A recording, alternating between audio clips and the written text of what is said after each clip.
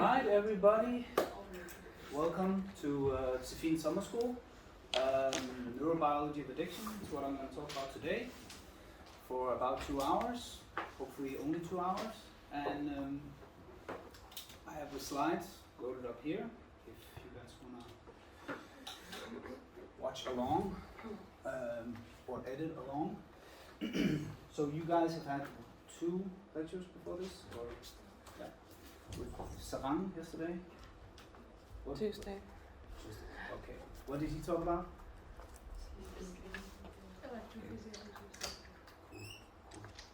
Welcome. So this is going to be about addiction, the neurobiology of addiction. Some of you may have heard this story before. For others, it's going to be completely new. I'm going to try to relate it a lot to cognitive neuroscience. And that means that even if you're not interested in addiction per se, this will still give you some sort of insight into cognitive neuroscience, because we're going to be dealing with that, and there's going to be a lot of neurobiology as well. For example, I was just recently in ASCC, which is like a conference on consciousness, and even when we're discussing things like consciousness, addiction will come up as a topic. It will come up like, what is it like craving? How is it that you are craving certain things? Is that a conscious experience? Is that an unconscious experience? When a rat seeks something, do we say that that is unconscious or not?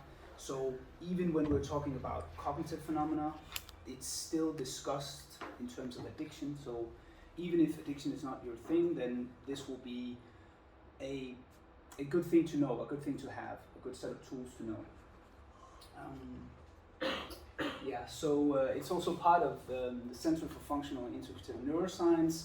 Our goal is to understand the human brain and how it adapts to experience, and that's both in social and physical environments, and to understand neurological disease and substance abuse as well. So it's part of the center that is making this course. It's part of our understanding to also understand substance abuse.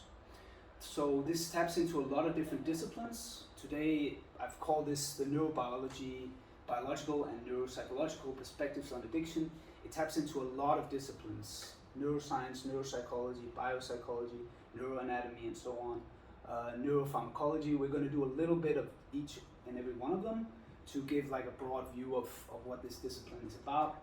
This is not meant to give you a full understanding, but it may be something that sparks your interest. Maybe it's something you want to do, I don't know, a master's or a PhD or something about that. It may give you some insight into it. So basically what we're doing is we have a biological approach. Just like when we see a cheater that is behaving in some sort of way, we have a cheater that is able to catch a prey, or a cheater that is not able to catch a prey. We have some biological explanation.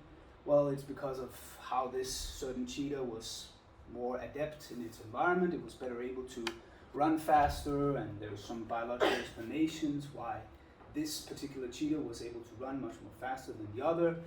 We're going to do the same thing with addiction. We're going to say certain people, when they try a certain drug, alcohol, cocaine, or whatever, they tend to become addicted, they tend to remain doing the drug, and others don't. They just try it once and then they stop.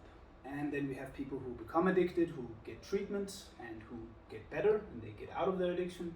Or you have people who don't get better, who remain in their addiction again and again and again. Why is that? And here we go again. We have biology, we have some explanations. We're going to try to do the same thing as we just did with the cheetah. And that is a much more difficult thing to do with something as complex as addiction.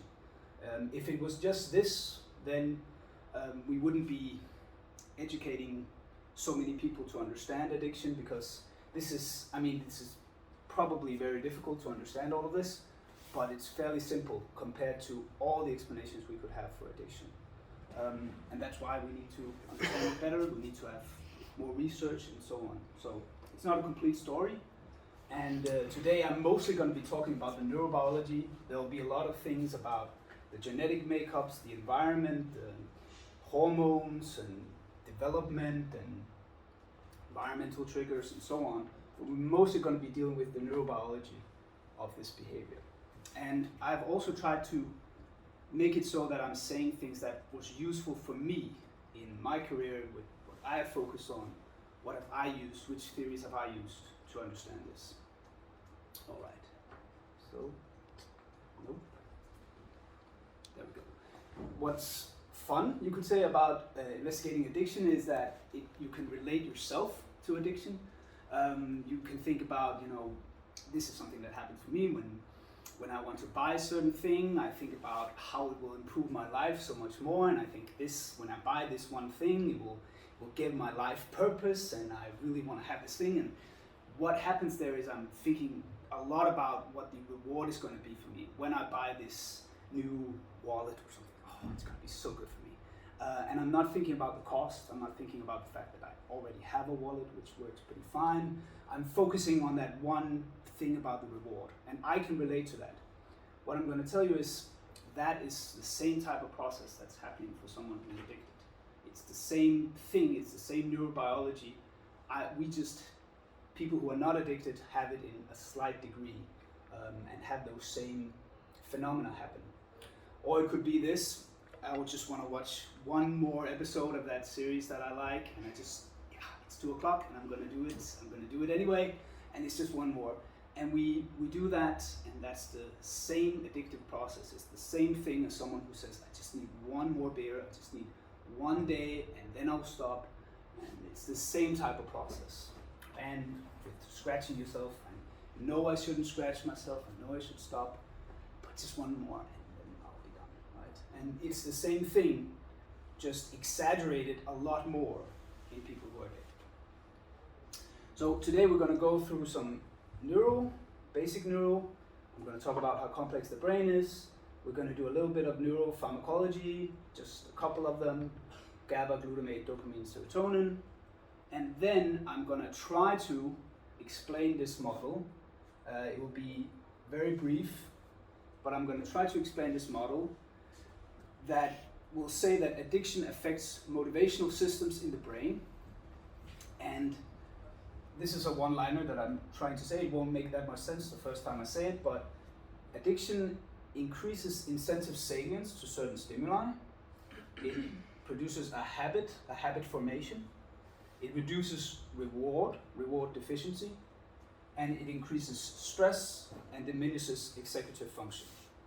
That might not make that much sense right now, but hopefully that sentence is going to make sense in the end. Then we're going to see this play out in some situations, in some sort of domains, some cognitive tasks. These are some tasks that I've actually used, and we're going to see an example with hypnosis to increase executive function. So we're going to apply some of this to see how research is done within these areas. And then at the end, very end, I hope to make it to this, where we'll talk more about sort of a meta-theoretical perspective on the biopsychosocial model and the limits of this brain disease model of addiction. And we're going to try to acknowledge that biology has some limitations and that we need social science and psychology as well. That's the plan. So the brain, we're going to do the basic neuroanatomy first. And so the brain is a network of 86 billion neurons. So it's a pretty big number of neurons. These are cells, and when cells are clustered together, we call them centers. We have these glial cells, glue cells that are in between neurons, and the gray neurons are gray, and these glial cells are white, and therefore we have this gray and white matter differentiation in terms of brain anatomy. It's all a living system, so the brain is constantly changing, constantly adapting. It's alive at the very end of your life, the last day of your life. Your brain will still be changing, and it's living. It's a living organ. For these taxi drivers who learn how to become taxi drivers, they have changes in their brain, which you don't see in London bus drivers who just have to go the same route around the city. Their brain won't change as much as a taxi driver, because the taxi driver has to navigate, and so his brain changes more. You have these changes happening dependent on your learning. These brain centers, we say that these brain centers relate to certain cognitive functions. We have motor control and speech and smell and vision here, and these areas are linked to cognitive functions, specific cognitive functions. We know this because if we have damage to certain areas, certain cognitive functions are affected. You get a damage to some area, you're not able to speak as much, you're not able to perform motor actions and so on if you have damage to this area. We also know it through brain scans, brain imagery, where we know that when we engage certain cognitive tasks, we ask the participant to think about certain things or to perform a cognitive task. These areas increase in metabolism, they increase in activity, and that's how we can know. Or we can stimulate a certain area, we can stimulate the visual area and you start to see things, or we can stimulate the areas involved in depression and you become less depressed, so on and so forth. We can stimulate and see the effects. So that's how we know. Now, one thing you can do with this, with brain imaging, is you can ask, why do we purchase things? Why is it that we choose to buy certain things? And this was shown by Brian Knudsen, a very famous study published in Neuron. So what you have is you show people some chocolate. You show it for 4 seconds, some chocolate, and then you show them the price of the chocolate for 4 seconds. And then they have 4 seconds to decide, do you want to buy the chocolate or not? So, is it a good chocolate? Is the price low enough? Yes, I will buy the chocolate.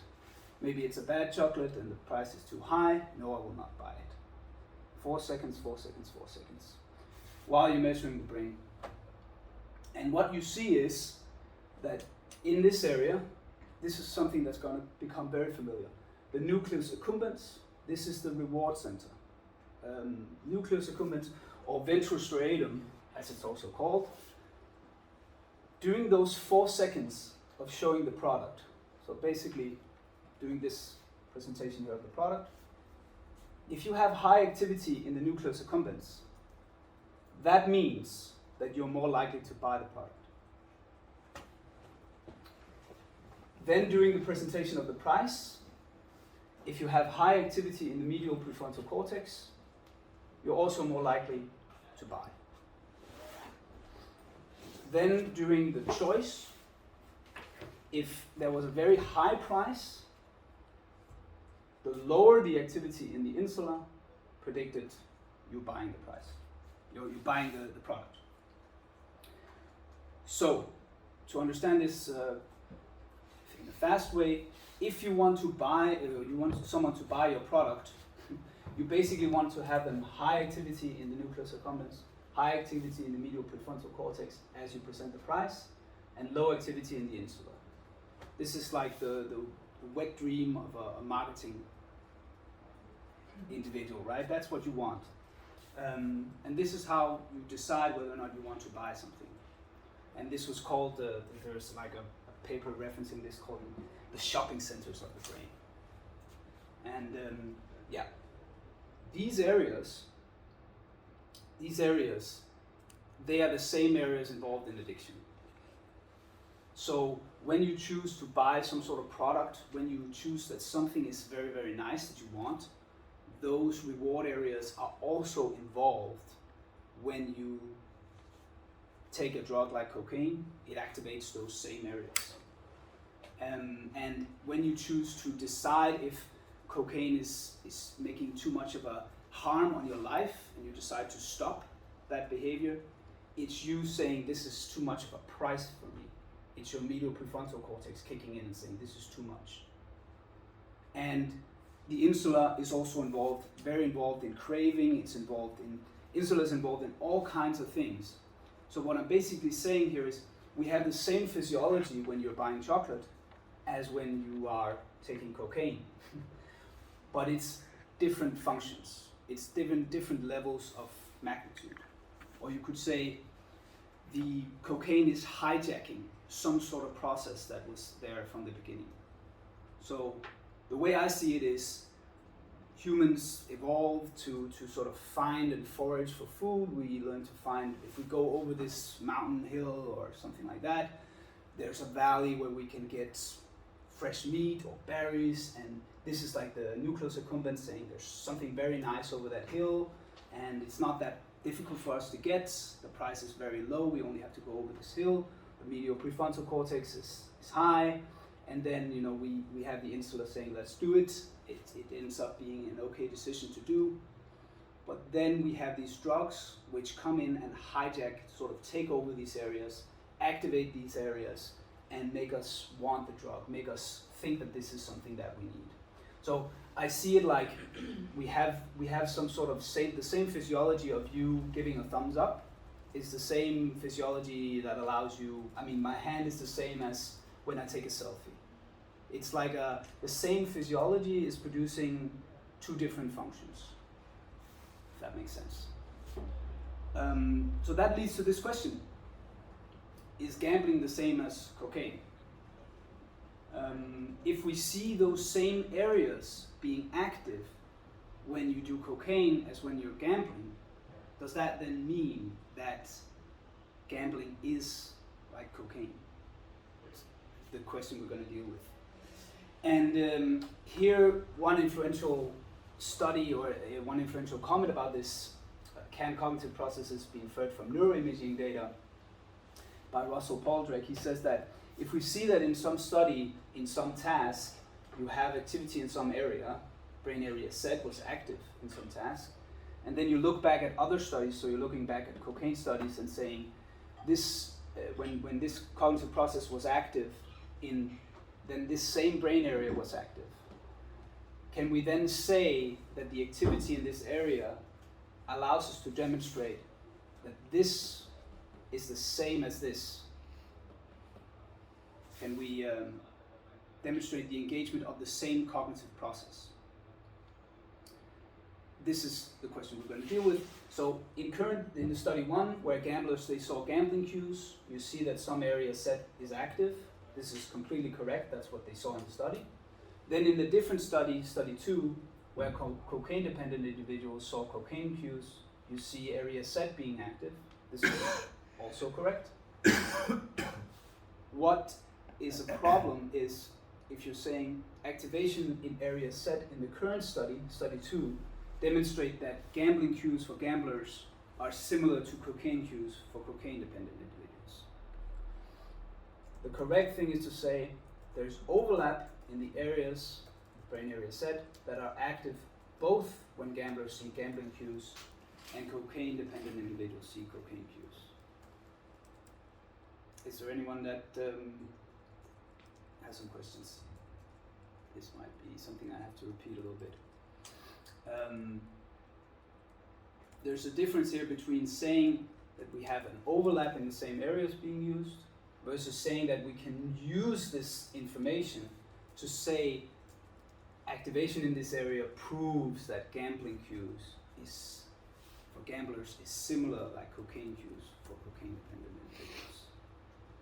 There's a big difference here, and this is the one we're going to talk a little bit about.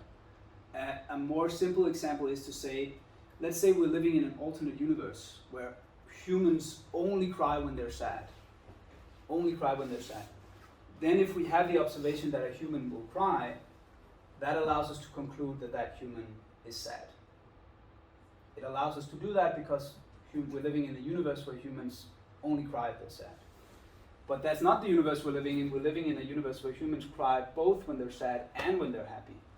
So when a human cries, we cannot conclude that that human is sad.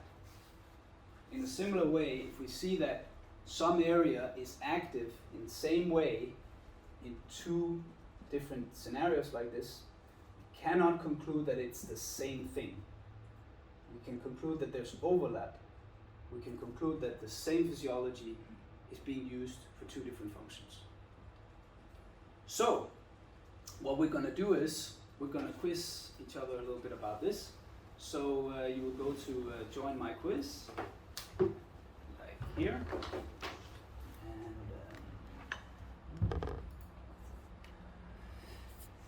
yes. So you'll just write join my quiz on your phone or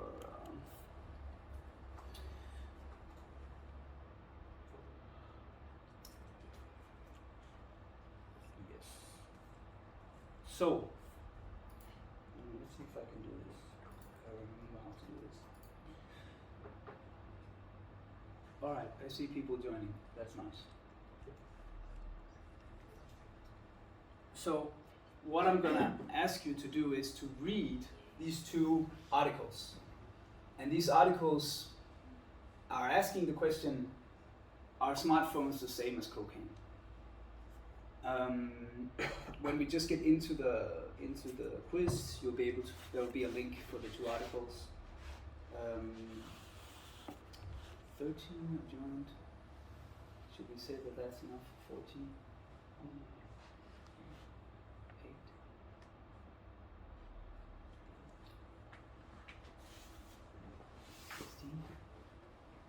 Yeah, let's, I think we're gonna start it. Alright. So I think it should be starting now. Okay.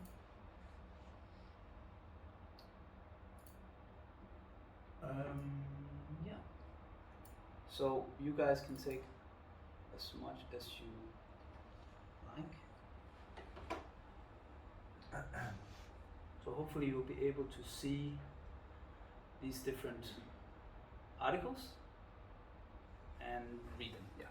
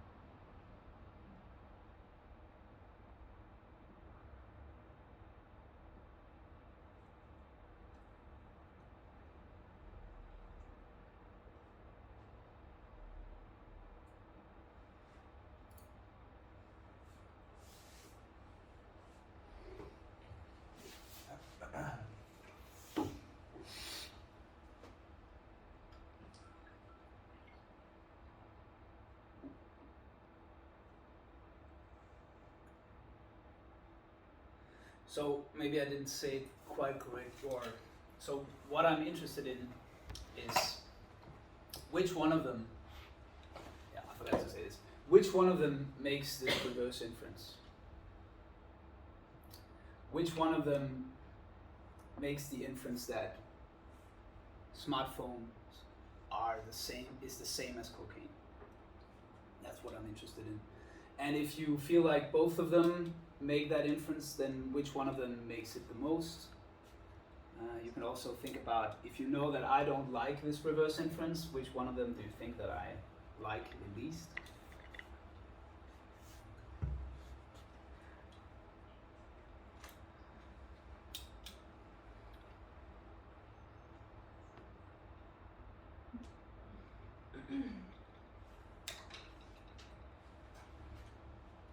So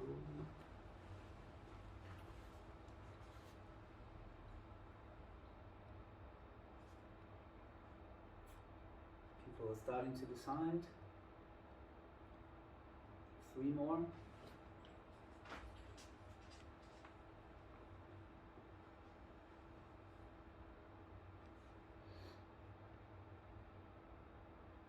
All right.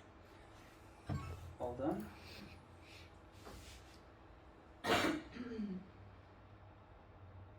Oh, you're able to see who was correct.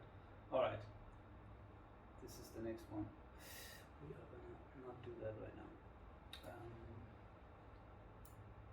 Why was I not able to see?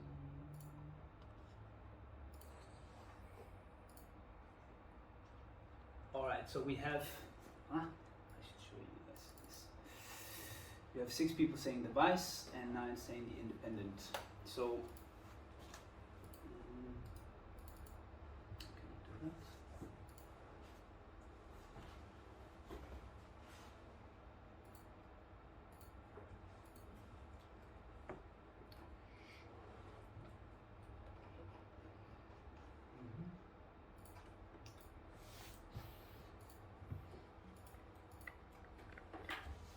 Alright, so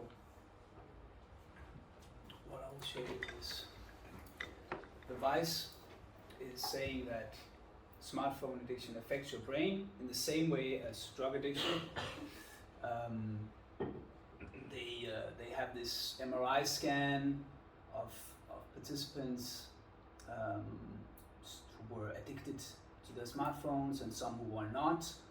And we see that show the same changes in the gray matter that's associated with muscle control and so on. Yeah, so here we have showing that this dopamine system is active, which is similar to cocaine. That's basically what the study says. Releases dopamine, stimulates the brain in a similar way like cocaine. In the independent article, what you have is, in the beginning, giving your child a smartphone is like giving them a gram of cocaine, says top addiction addiction expert. So this is straight on, it is like giving them a gram of cocaine. There's no, it is similar, there is overlap, it is just saying it's the same. So this is the type of inference or difference in inference that I just wanted to sort of show, that this is something that you see quite often happen as neuroscience gets translated into more popular science or into the press. You see this type of, I would say, incorrect inference happen, and we would much rather like this kind of correct inference. There's overlap in the regions, it's the same areas that are active, but it doesn't show that it's the same thing. Same physiology, different functions. And it's okay to disagree with this problem, but I will say that most neuroscientists that I run into, they perform the habit of thinking like this and not thinking like this. So we're going to move on. We're going to talk about connections. So connectivity is a very important phenomena in the brain. So each of those 86 billion neurons, they can connect to 10,000 to 15,000 other neurons. So 10 to 15,000 connections. And how strong these connections are relate to certain behaviors and cognitive functions. So it has a consequence how strong and how many connections there are in the brain.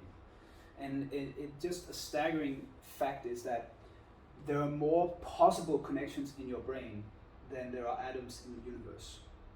So of course there are more atoms in the universe than the connections in your brain, but the possible connections, the amount of different ways in which your brain could be configured, is much greater than the atoms in the universe, or amount of atoms in the universe.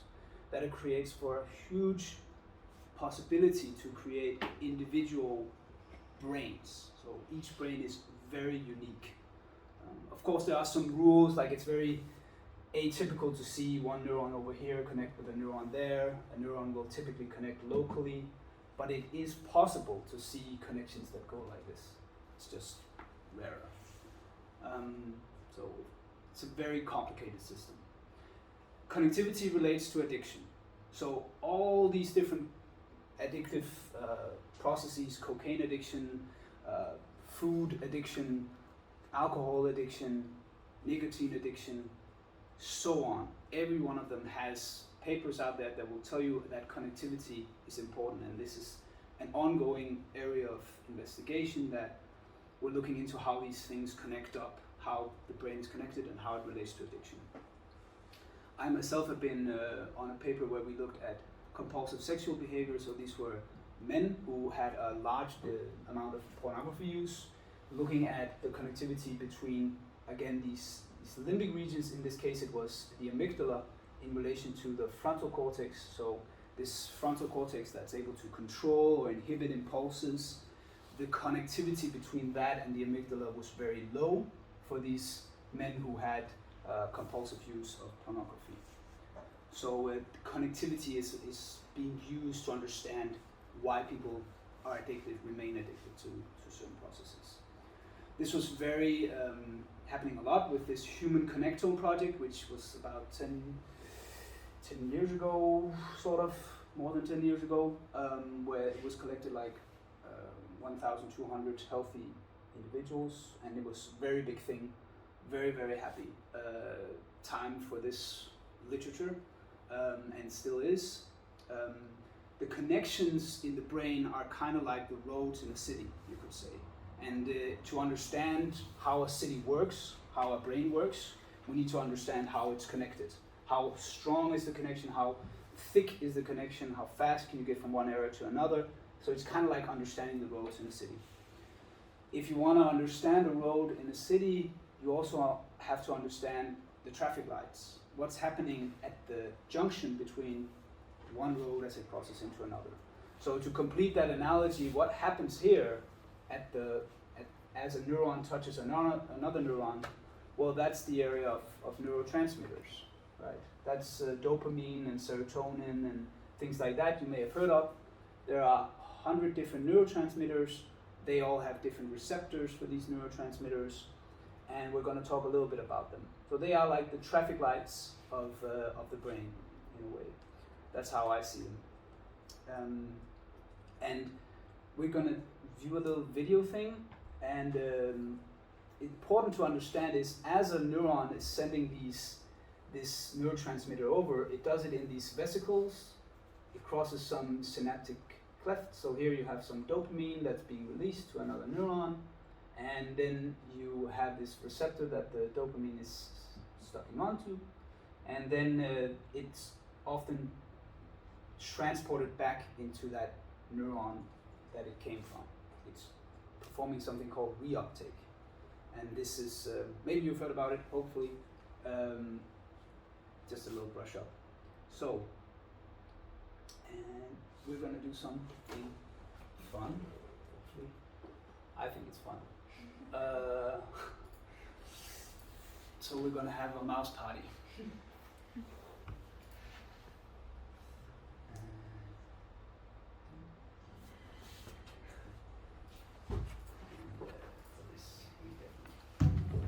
Definitely need the music.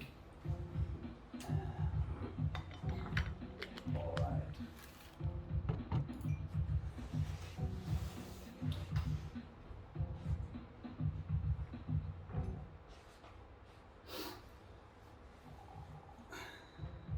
So here we have our mouse party, and what we are gonna do, we can look at all these different mices. They're taking all kinds of different drugs, ecstasy, heroin, marijuana, and so on. And what we are gonna start with is the cocaine mouse.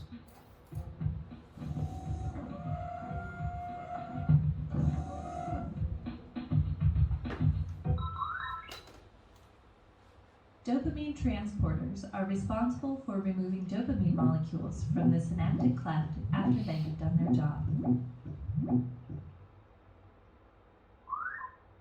So this is this thing I told about is reuptake. They remove the dopamine after dopamine has been used. The dopamine transporters remove this dopamine molecule, and they're brought back into the other neuron. Cocaine blocks these transporters, leaving dopamine trapped in the synaptic cleft. As a result, dopamine binds again and again to the receptors, overstimulating the cell. So now the transporters can't take dopamine away because cocaine is blocking these transporters. Like other drugs, cocaine concentrates in the reward pathway. However, it is also active in the part of the brain controlling voluntary movements. This is why cocaine abusers are fidgeting and unable to be still. All right, so maybe some of you realized that I was going to quiz you about it, and this is what I'm going to do in the next one. So hopefully it will come up.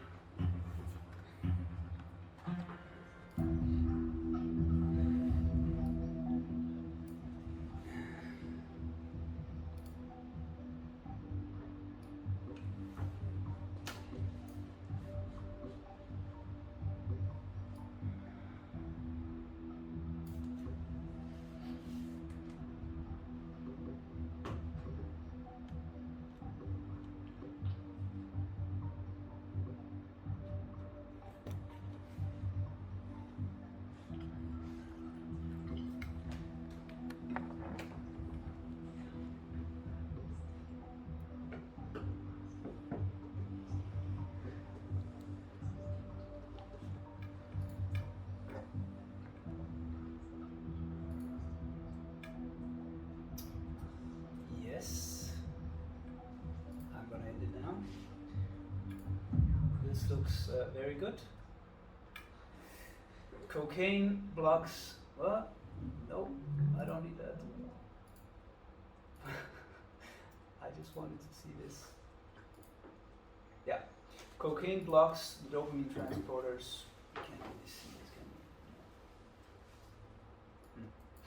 Well, it is this one, the third one, that most of you got correct. It blocks these dopamine transporters. Dopamine can leave the synaptic cleft, and therefore dopamine keeps rebinding again and again. So we're gonna do the next one. And now we just had an upper, so we're gonna do a bit of a downer one. Most people experience it as a downer.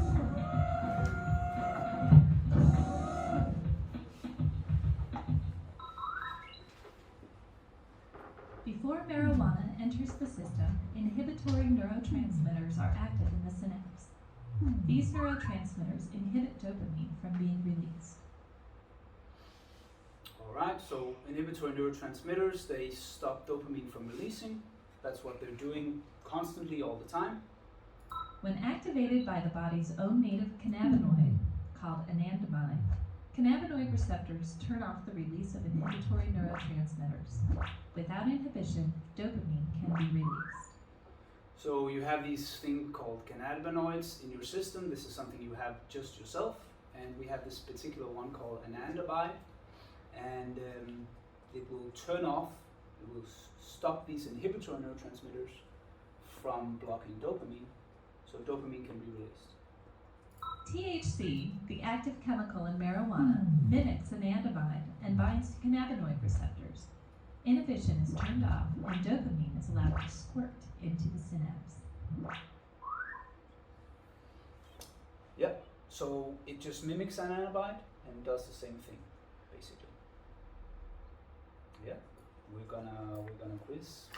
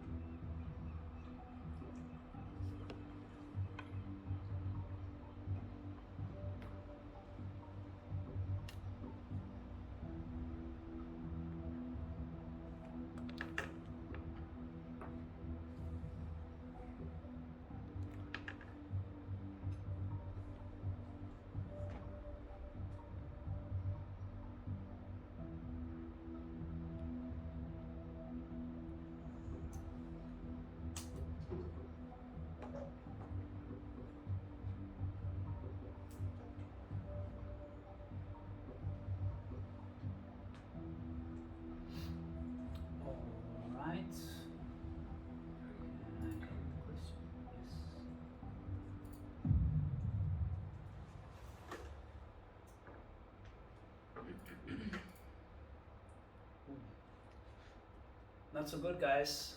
It was this third one. Inhibitory neurotransmitter naturally block dopamine, and the body's own. I'm sad that I can't see this, but the body's own dopamine, body's own endocannabinoid anandamide will block this inhibitory neurotransmitters. And then THC is similar to anandamide, and will produce this in a stronger sense. I think you might be able to zoom out if you use the slider in the corner.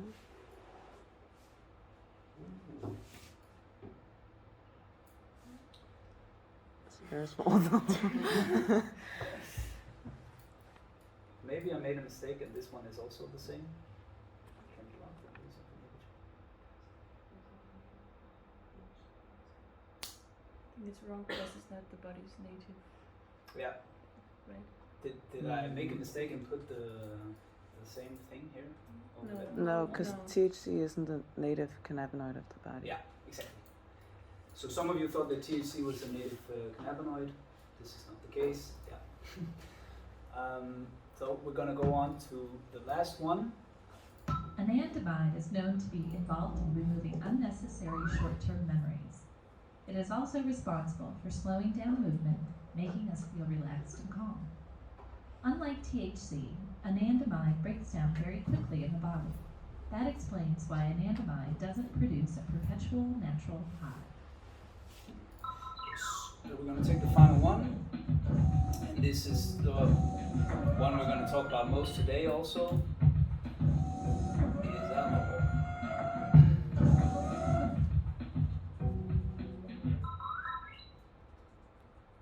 Inhibitory neurotransmitters called GABA are active throughout the brain. These neurotransmitters act to control neural activity along many brain pathways. When GABA binds to its receptor, the cell is less likely to fire. Yeah, so GABA is like the main inhibitory neurotransmitter transmitter in the brain. So GABA will make it so that neurons fire less. Meanwhile, in another area of the brain, another neurotransmitter called glutamate acts as the brain's general-purpose excitatory neurotransmitter. So glutamate is exact opposite. It's more excitatory. When alcohol enters the brain, it delivers a double sedative punch.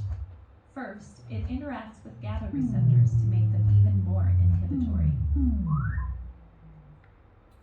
So GABA is even more inhibitory. Second, it binds to glutamate receptors, preventing the glutamate from exciting the cell. And glutamate cannot excite the cell. That's it.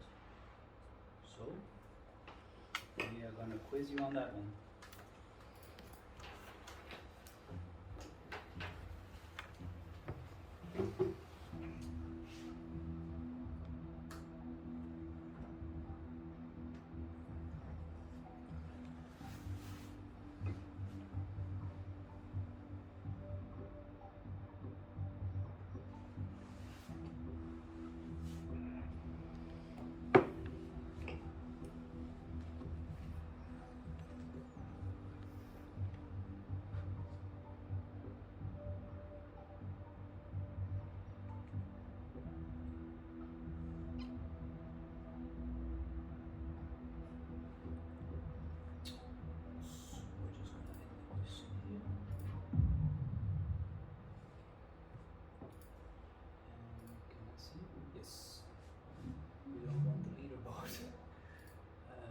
There we go. Yay! Most of you guys got it. So alcohol makes GABA more neurotransmitter more inhibitory, and it blocks glutamate receptors. Therefore, glutamate can't excite the cell. That's all we're gonna do with the mouse party today. You can check out the mouse party yourself a little bit more if you want.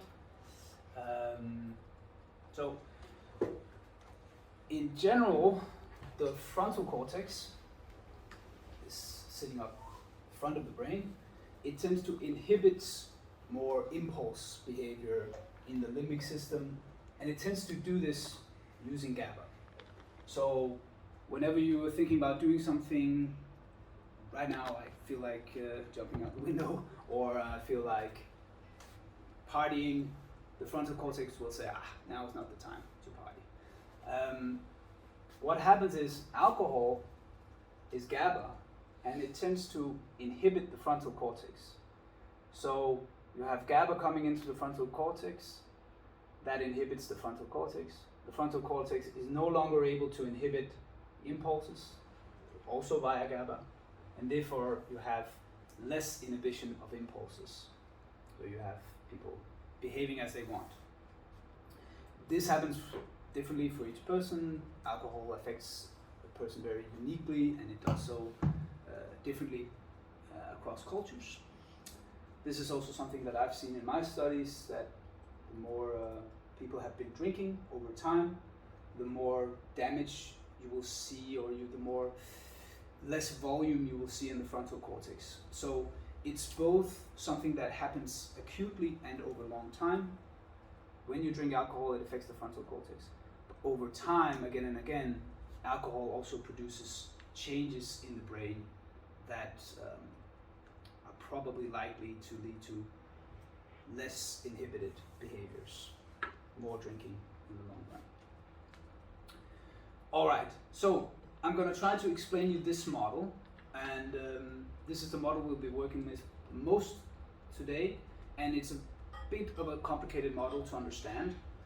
It's called the neurobiology of addiction, a neuropsychiatry analysis. It was one of the papers that was on there. It's made by George Cobb and Nora Volkow, and it's the most used model in addiction, in the neurobiology of addiction.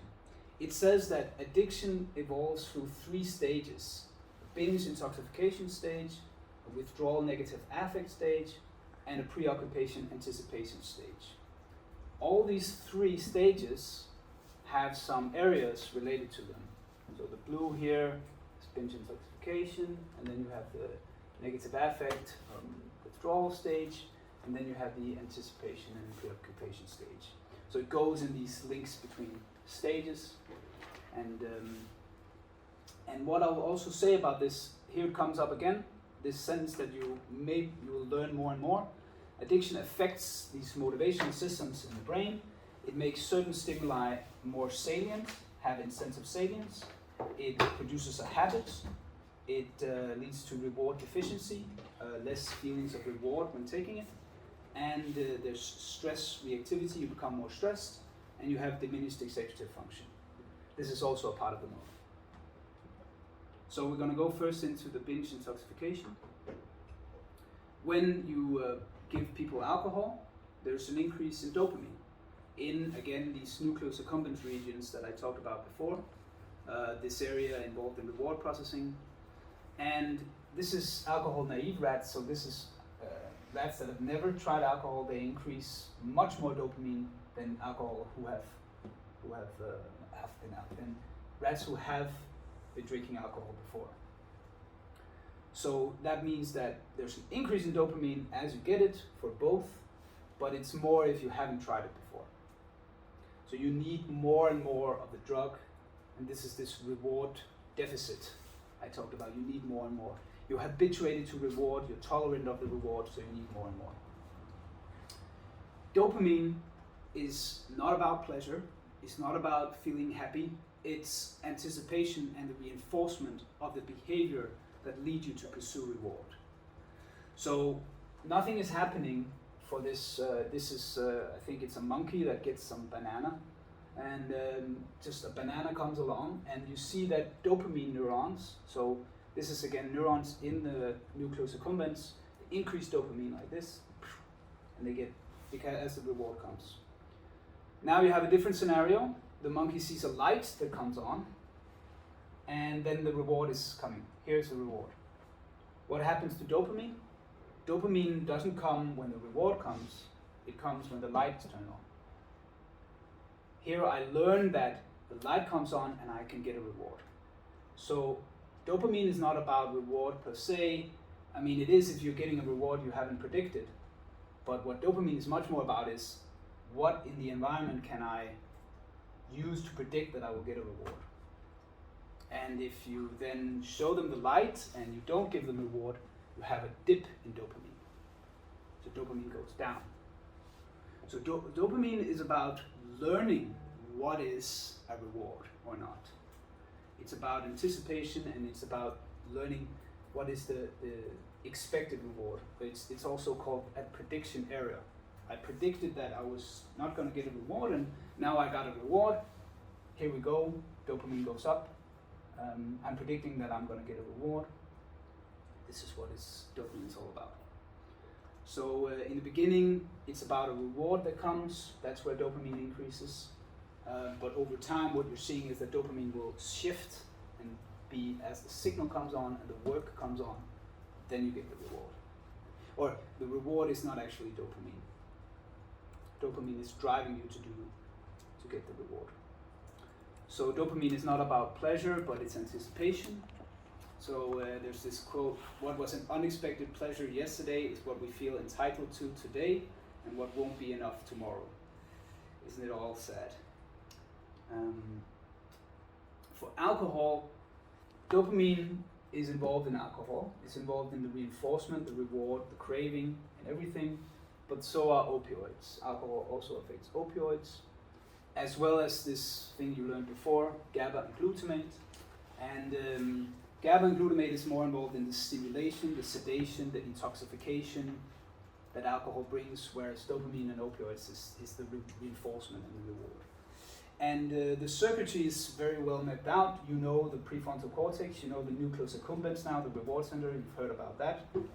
Ethanol alcohol changes dopamine through two routes, both directly on the nucleus accumbens and some indirect routes that affects this other nucleus, a current nucleus that then inhibits GABA, which leads to dopamine through another route.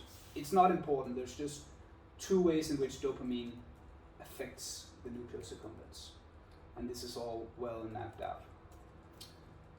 There's this drug called naltrexone, which is given to people with alcohol use disorder, and it will block these ways in which alcohol produces dopamine. So if you take naltrexone and then drink alcohol, you will not get the pleasurable effects. And that's a way to treat alcohol use disorder. Yes, I should have shown this slide instead, but yeah, there it is. So that was a bit of the binge intoxication. We're going to try to go into the withdrawal negative affect stage and talk a little bit more about that. It's again this thing that happens with GABA and glutamate, that you've had a lot of GABA produced by alcohol, and now the brain has gotten a lot more GABA. GABA is a lot more heavy, and then the brain will try to compensate now and produce a lot of glutamate to compensate. That is what is happening when you're drinking. Now you have the hangover, and your brain is still producing a lot of glutamate, but you've cleared up all the GABA. What happens? You have a lot of more glutamate in your brain. It really is and it's overexciting your brain, and that is what you're experiencing when you have a hangover. You're experiencing this high amount of glutamate. And this will actually have effects that can last like a week. These imbalances in GABA and glutamate that take over. It's of course the first day that's the worst, but it will affect you throughout the week. And we're going to watch a video, and I promise I'll give you guys a break after this. And we will watch this video here. This is a video from a Danish show called Kvamme i afhængighed, and I've actually translated this, so hopefully the translation is okay.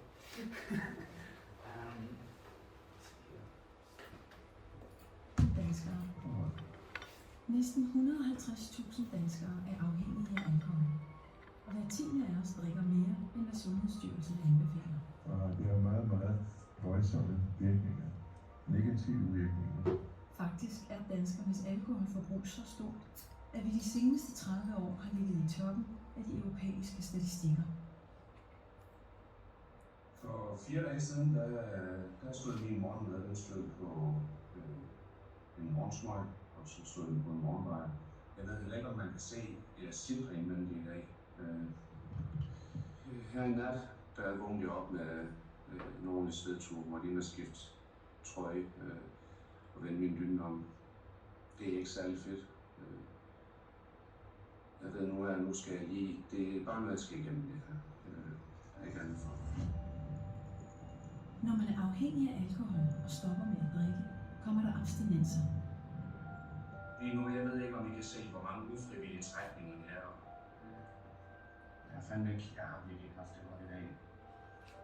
Det er hjernen, der lige nu er i gang med at pumpe neurotransmittere ud i kroppen. først har været de fysiske abstinenser, og det giver mig også psykiske abstinenser. Det påvirker mig, og det giver mig trang. Fordi jeg ved jo lige så snart jeg drikker, jamen, så får jeg ro på igen.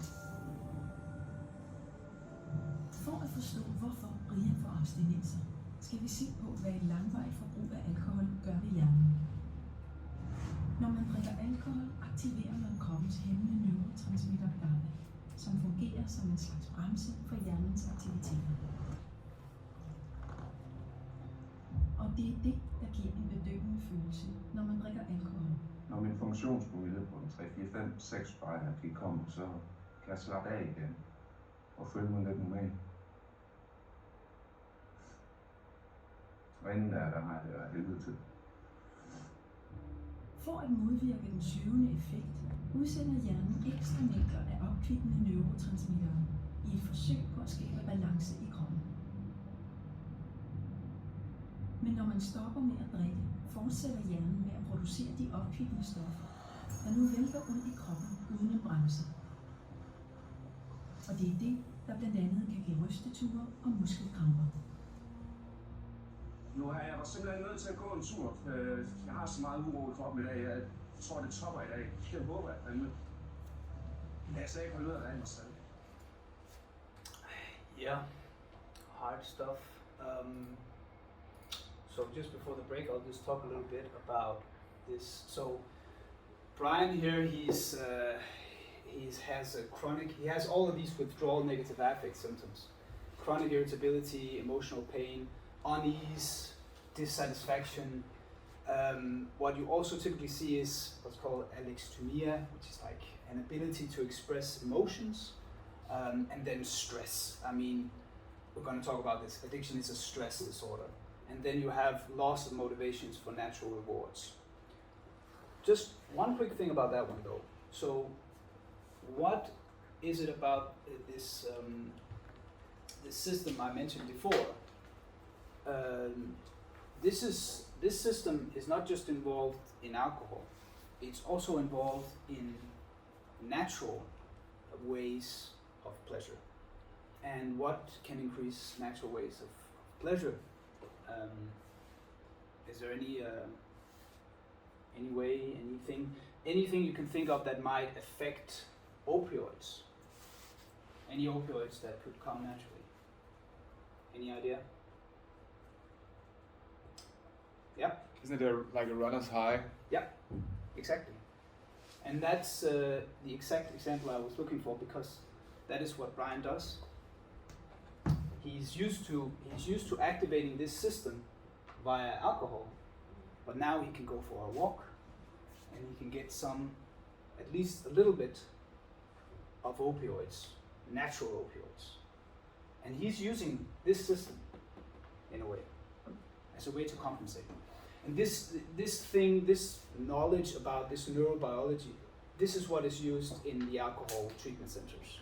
They know that alcohol is a reward and it affects opioids and so on, but now we need to introduce some natural rewards. And that is what you will typically do in like a treatment center, is you will have focus on physical exercise and other rewards, like social rewards, like having collaborations and cooking together and going for walks together and stuff like that. And they know that this is because it affects dopamine, it affects opioids and so on. So yeah, that's completely correct. Opioids. So you guys deserve a little bit of a break, I think. Alright,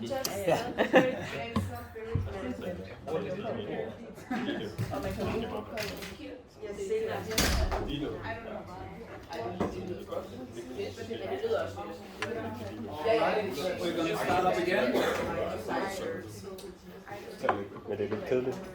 So you got to meet Brian here, and he had a lot of symptoms of withdrawal, negative affect.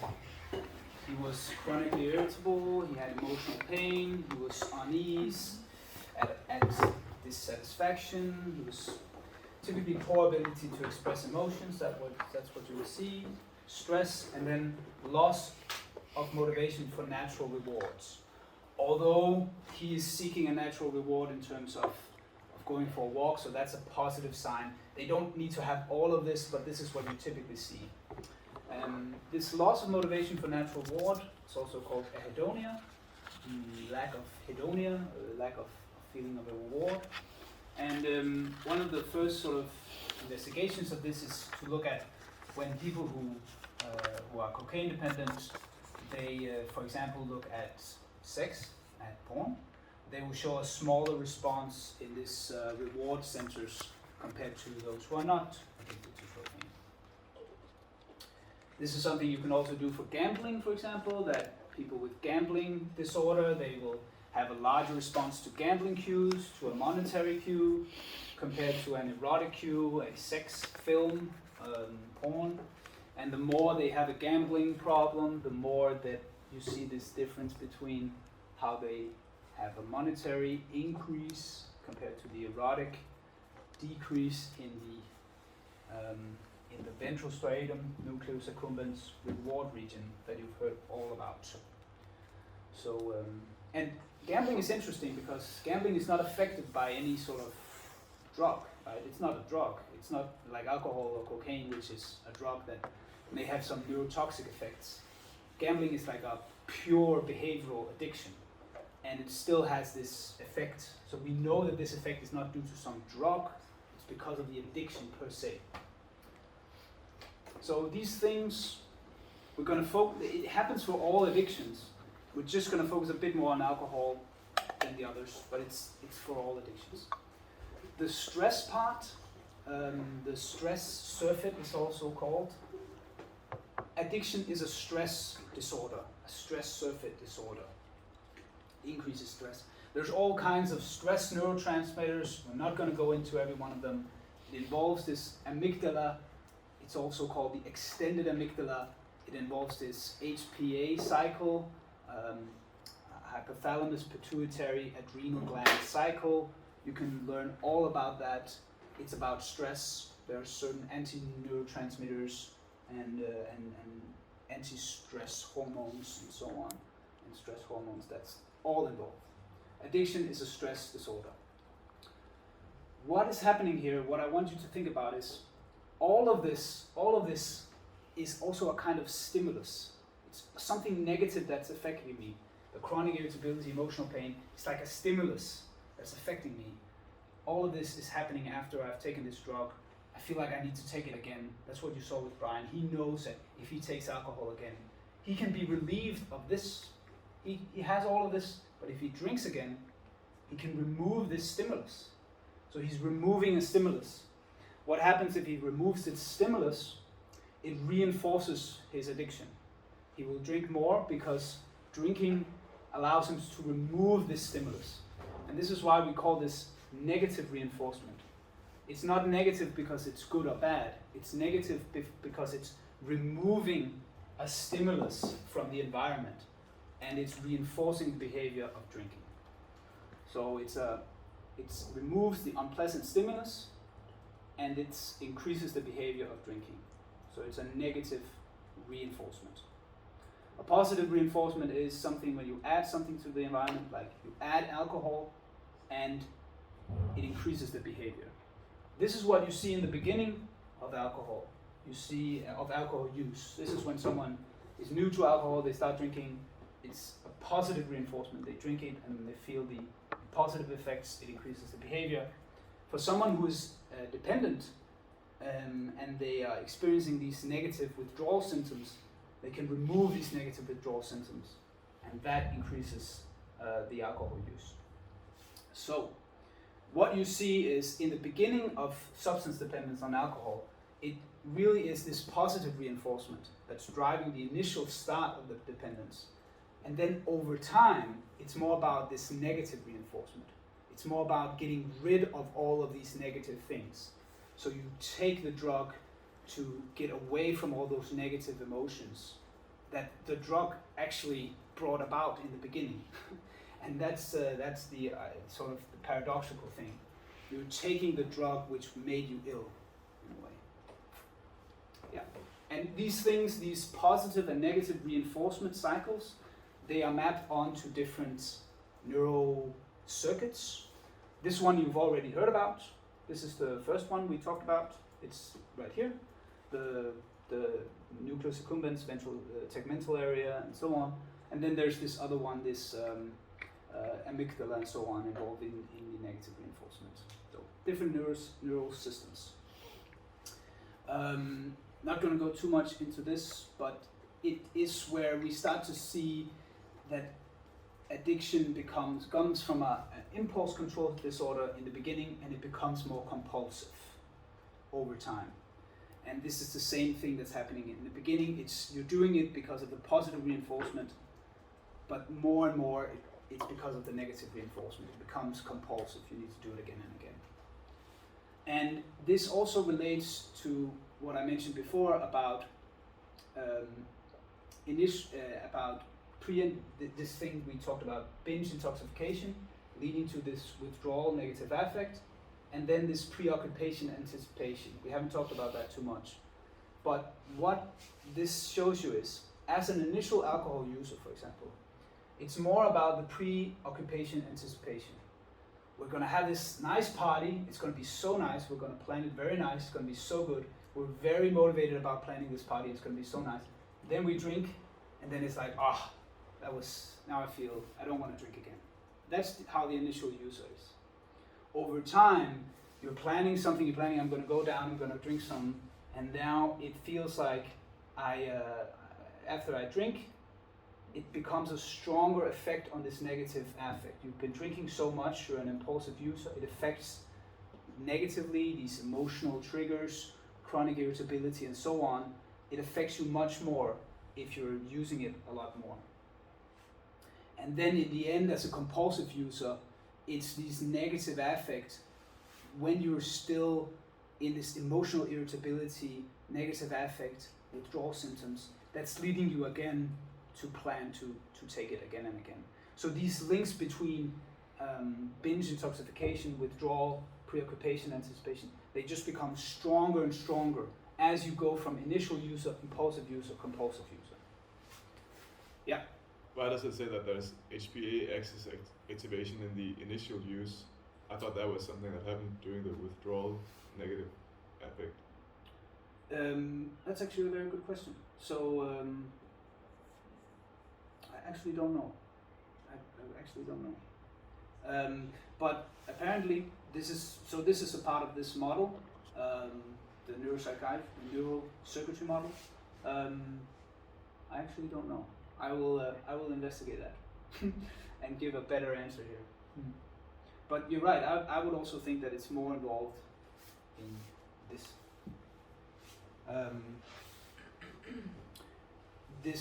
I know that this CRF is involved in the extended amygdala, in the HPA axis, also in this thing that's happening here. But I actually don't know. So now we have more of our model: the binge intoxication, withdrawal, negative affect, preoccupation, anticipation. The stages all mapped onto different areas. We have our different users over time. You have initial user, impulsive user, compulsive user. Something we haven't talked about that we'll switch to now is this concept of incentive salience. Something has incentive salience when it has this kind of look at me effect. Something is salient when it stands out, noticeable or important. Something has incentive when it motivates or encourages certain things. So an alcohol stimulus like this, an alcohol beer, it has incentive salience. It has this drink me effect, and that's what commercials will tend to do. Is they want to create incentive salience. They want you to stand out and have this thing that motivates or encourages to do certain things. And this is acquired when you have this.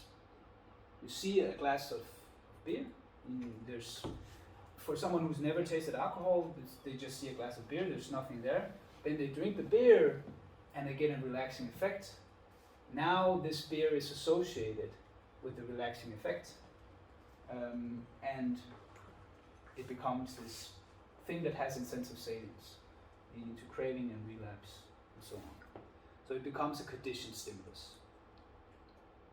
You could say that this is the same thing for what's it called? Icons on smartphones. They have this incentive salience, and they've engineered it so that it has this look at me effect, click on me effect. And again, it's this thing of a signal of a reward that's happening. Important to this incentive salience idea, there's this theory of incentive salience where it's talked a lot about that there's a difference between wanting and liking. And this is something that actually comes from the clinical setting, that people will say that it's not like they like taking alcohol, they want it, they need it, and it becomes more and more about wanting over time than actually liking it. So it's more about incentive, it's motivating to do it rather than that I actually like it. And these things are mapped onto different areas of the brain. These wanting and liking systems are mapped onto different areas, and you see these changes in those areas as they progress from initial user to impulsive to compulsive user. Yeah. Also, important concept is sensitization. You need less and less of the cue in order to produce the addictive response.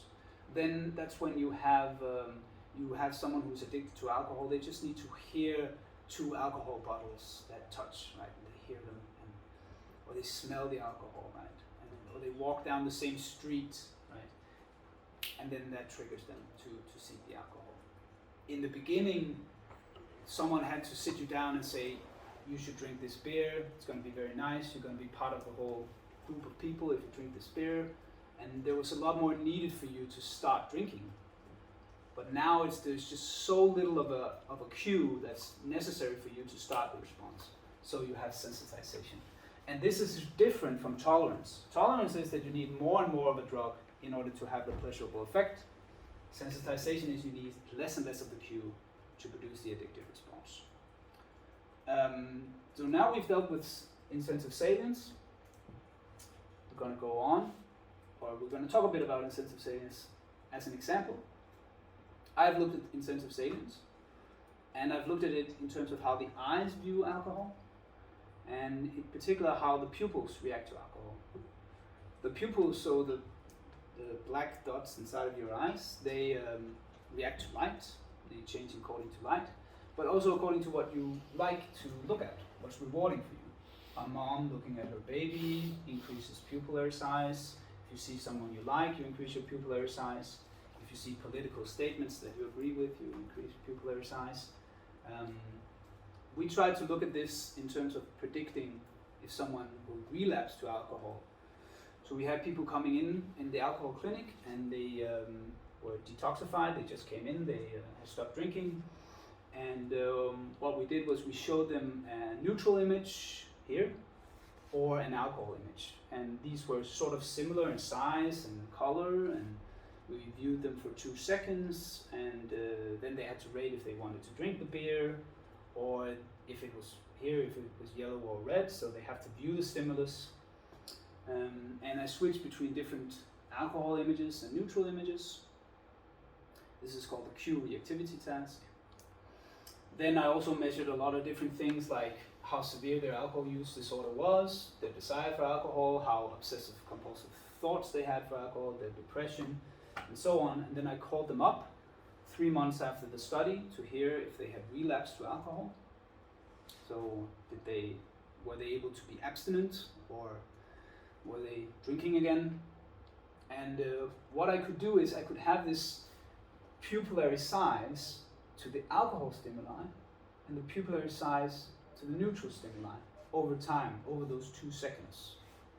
I'm basically taking how their pupils are reacting to this image and to that image, and I'm subtracting those 2 from each other.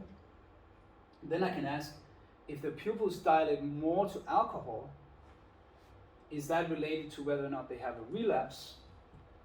And that's exactly what I found, that those people who had a larger increase in their pupillary size to alcohol as compared to neutral, those were the people who had what I call a major relapse, and those were the people who had a relapse which lasted over a week. So they were drinking for more than a week. And then there were those who had a minor relapse, so they drank, but they were able to stop it within a couple of days. They had a minor relapse, and their pupillary size was here in the middle. And then you have those with no relapse who have not relapsed. When I talked with them, they said so, and they had no pupillary bias. So that means that the pupils are sort of indexing something about how you react, how this incentive salience, again, this thing that alcohol stimuli, the stimuli itself, has some sort of property, has some sort of rewarding aspect to it. And I mean, they're not given alcohol or anything, they just view an alcohol image, and that is able to predict whether or not they have a relapse or not. And this was more than what could be explained by the other questionnaires that I use, their previous alcohol use, their craving, and the severity, depressive tendencies, and so on. That could explain a big portion of who had a relapse, but the pupillary size added variance explained. It was able to explain more of who had a relapse than just the questionnaires. So this incentive salience thing is something that I've used, and it is being used a lot. I'm just gonna skip a little bit over this. Let's go into habits. So the next thing we're going to talk about is habits. If we're talking about the impulsive aspects, which we've already talked about, impulsive aspect is let's do it effect. That's the ventral striatum, the nucleus accumbens, and the things we've already talked about. Also this ventral segmental area, nucleus accumbens. If that is the ventral striatum, ventral is the down portion, the thing that's lower in the striatum. Then the compulsive aspects, the let's keep doing it aspect, that is more the dorsal striatum, the top part of the striatum up here. And this is more the caudate putamen. It's not important to recognize this, but you will become also familiar with all these terms if you go into addiction science. So ventral striatum, impulsive, dorsal striatum, compulsive. Yeah. So there's these complicated graphs about how these formations of connectivity between the different areas increase as you go from just an impulsive habit to a compulsive habit and so on. But if the main thing is we're dealing again with this area here. The ventral striatum was here, the reward regions, and now we're moving into this more dorsal part, this dorsal striatum. And if you can say that there's like a ventral striatum that's more the reward hub and more the impulsive reward, then the dorsal striatum is more like the habit hub, the habit formation that occurs. And it's this thing, we know it's bad for us, but we've just become so used to it. I know I shouldn't scratch myself, but I just need to do it one more time. And this is where addiction shares some similarity with OCD also, like it's something that's just a habit. There are many names for this thing, that we have a difference between what we know, what we can reflect about, and then what we still engage in anyway. So I guess the one that's most used in psychology now is the intuition, system 1, as Daniel Kahneman talks about it, and then reasoning, system 2. It's also sometimes called, we have this fast automatic behavior versus thinking, which is more slow and volatile, more thought out. Or we have implicit cognition, which is non-conscious and automatic. This is probably what you're going to be told about in terms of consciousness, versus the executive function, which is more reflexive. So there's these two different systems, you could say, in the brain, about fast and automatic versus a slow and volatile, implicit cognition versus executive function. This is something you can actually measure, and this is something that I measure right now, actually. So what I have the participant doing is that they're sitting down and they have a joystick, so straight old-time thing you used to play with back in the 90s. And what the participant views is this rectangle here, this square, that is either landscape or portrait. That's it. If it's landscape, they have to push the joystick. If it's a portrait, they have to pull. That's it. That's all the participant has to do. Some participants, I do the reverse, so when it's portrait, they push, and when it's landscape, they pull. But yeah, so for some participants, it's one thing, for some participants, it's the other thing. For us, just today, landscape, push, portrait, pull. But then I present some alcohol images in the middle of everything. The task is still the same. You have to push when it's landscape. Landscape, push. Portrait, pull. Portrait, pull. But now you have these neutral stimuli and these alcohol stimuli on the image. And what we see is when this participant, who is someone who has a problem with alcohol, they take 300 milliseconds to push away the alcohol. When they have to pull the alcohol towards themselves, they're faster, 250 milliseconds. And when they push away the neutral, 270, they pull the neutral, 270. So about the same. These are not the one trial, like let's say these are averages. So they have to push alcohol away, that takes them a longer time than pulling alcohol towards them. So in terms of this, there's a reflexive system and a thought about system which is doing this thing. You're thinking, landscape, what is it I'm supposed to do with a landscape? Oh yeah, I'm supposed to push. Portrait, I'm supposed to pull, right? But underneath it all, there's also an impulsive, unconscious, implicit system. And that is telling you, I want alcohol. I don't care about neutral. Neutral can be whatever it is. Neutral doesn't have an effect, right? It doesn't have an effect on the reflexive system. But here, the two things are working together. The task is telling me that it's a portrait, so I have to pull. The reflexive system is telling me I'm going to pull. And my implicit system is also telling me I want alcohol, so I'm faster. The two systems are working together, and the reaction time is very fast, very low. Whereas here, the two systems are attacking each other. You could say the reflexive system is saying, oh, I need to push alcohol away because it's landscape, so I have to push it away. But my implicit system is telling me I want this, and those two are now fighting against each other. You could say that they're fighting against each other in the brain, and that creates a lag in how that behavior is produced, and it takes longer time. The reaction time is higher, or greater, I should say. So this measure, when you take all of this, you take these averages, you take averages of all of these trials together, you can use this to measure if someone has a problem with alcohol. And you can use it to predict if young people, for example, are going to have a problem with alcohol. This is also being used for cannabis, so you can present cannabis stimuli or non-cannabis stimuli. In this case, it's not a landscape or portrait, but if it's tilted, then they have to pull it according to the tilt. So it's not important if it's landscape or portrait. It's just you have to do some sort of task, and there's either a stimuli that's cannabis or non-cannabis, and you can use this to see that heavy cannabis users has this bias. They're slower to push the cannabis away, and they're faster to pull the cannabis towards them here compared to controls. And that this is predictive of their change in cannabis use over time. And it's more predictive than questionnaires. In terms of alcohol, we jump back to alcohol again.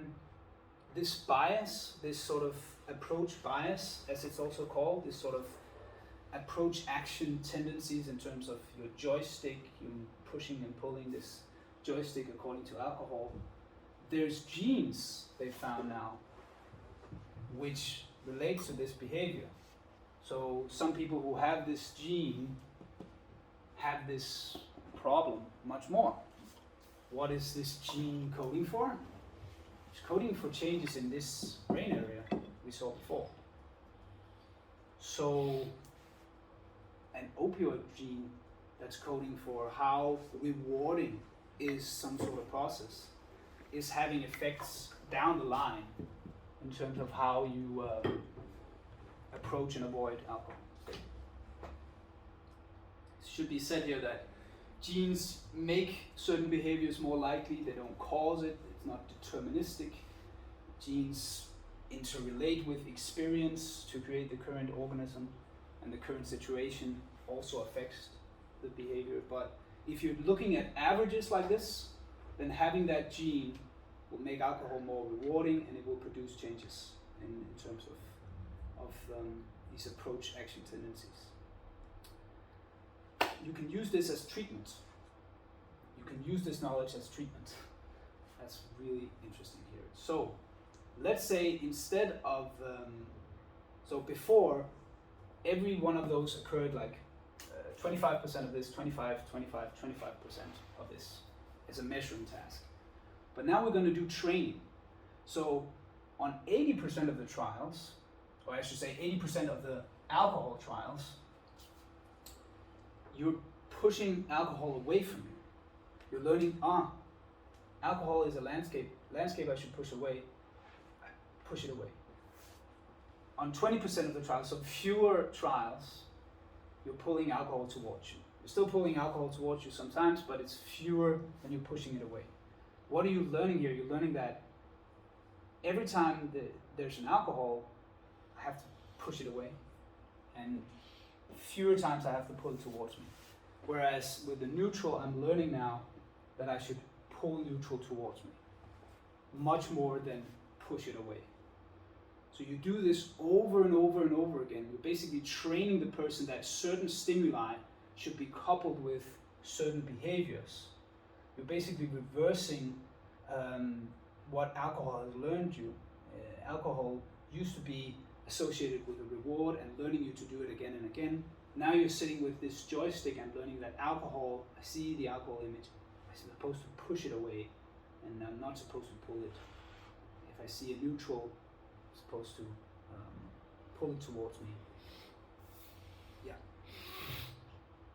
This is because there are certain links between how our bodies react in terms of the stimuli we're presented. So one cool study is if you just present these two stimuli to people, it's just random Chinese letters, doesn't mean anything to a European like me. If you have them perform elbow extension, so they have to do like this while they see this image. Now they rate how much they like this image. They like it less. If you instead have them perform elbow flexion like this, when they see a certain image, they like it more. There's some coupling between what you're seeing and what your body is doing. Every time you're seeing it, your body is doing certain things. I want this, and now you like it more. Versus, I'm seeing this, I don't want it. I want to get away from it. And that leads you to like it less. There's certain links that make that happen. And this is in a way what you're doing. This is in a way what you're doing here. And this works. Approach avoidance training works. The question is not whether it works. It is the question who it works most for. Can it work on an app? And what is the neural correlates? So in this, they had 12 sessions, 15 minutes, 12 sessions over time for these people who were in alcohol use disorder. Those who got this training, they much more of them had abstinence. I think it was after half a year. 54% of them were abstinent, whereas the control only was 25. So you give them these 12 sessions of 15 minutes, and it can improve whether or not they have a relapse. They're learning again and again that alcohol is less rewarding, and they're not supposed to go towards alcohol via this task, and they're learning in a way which affects whether or not they're drinking. This works better for older individuals, and it works less for those with more amounts of previous intoxication. And we know the neural correlates. These are also familiar, these correlates of this approach bias. So you're measuring those who have more approach bias, which areas are increased. And you see these areas that we know before, like the nucleus accumbens and the medial prefrontal cortex, which we got from the beginning. It's also involvement of the amygdala and the DLPFC. These are the correlates of this bias to alcohol. Yeah, so the same sort of regions that we've been hearing about. Now, the last thing I'm just going to talk about is executive function. Executive function is also very important. When you want to predict whether or not people who have problems with alcohol, this is young people predicting whether or not they will drink or not. Executive control, in this case also called response inhibition, is very important. These approach biases, as I've said, are very important, but they're more important if you have bad response inhibition. If you have a good response inhibition, if your ability to inhibit your impulses is very strong, it doesn't matter that you have this strong approach bias. But if instead you have poor response inhibition, then the more approach bias you have, the more likely it is that you have high alcohol use. So it's both about this fast automatic process, this approach bias, and your ability of, you could say, your frontal cortex to inhibit that or not. And if you're very unlucky and you have a high degree of approach bias and a very low degree of response inhibition, you have a high predictability of alcohol use. So it's a combination. It's one way to measure. I'm just going to jump over this. One way that things are starting to change is that we're seeing that we can increase response inhibition via stimulation. We can stimulate certain areas in the frontal cortex, for example, and see that that reduces cocaine craving. This is something that's being studied, still under investigation. It's not where I will say that this is something that should be done, but it's definitely something that should be investigated. Stimulating these areas involved in executive function and seeing if it affects cocaine craving. This is something that's being done. We know that in therapy, this is also what is happening. You have the involvement of the frontal cortex in these executive control. As you have therapy, you're starting to talk about why it is that you're doing these things, and that is what is engaging these executive control networks that leads you to take behavioral change. So this is also involved in basic therapy. You don't need to stimulate the brain. You can do it via therapy. We know that if you have sort of presentation of these sentences, if the people are lying inside the scanner and they have to sort of think about that drinking is not a problem for me, they're asked to think about this, we see some activation in these more limbic areas and these areas, and they are not as active as when you have this change talk, I should stop drinking, then you see less of this activity. So this is again the ability of the frontal cortex to reduce this activity in the limbic regions. And this is what therapy in a way does. Yeah. What has also been the case is just something I want to show is what I showed you earlier is that gamblers will have this increase of monetary cues compared to erotic cues. But what I didn't tell you is that these gamblers that were studied, they were non-treatment seeking gamblers. So they were people who were just gambling off the street. A couple of years ago, me and my colleague, we investigated people who were treatment seeking gamblers. So they were in treatment for gambling. And they did not display this same thing. They did not display this bias towards monetary cue. So it really is different if you're in treatment or not, in terms of how this thing affects your brain. So the environment and what you're going through really affects these things we're saying. Yeah.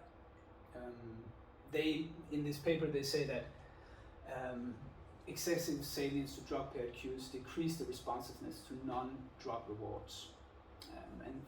And what they're saying here is it is really related to those who continue to relapse, those who continue to remain addicted to the process, those who may not seek treatment, those are the people who don't seek treatment, they will display this, I will say.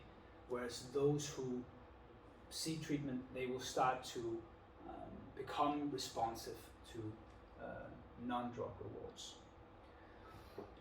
One of the final things I'm going to talk about is a project that I'm running right now, which is we know that these control systems in the prefrontal cortex, they become diminished over time as you take a drug.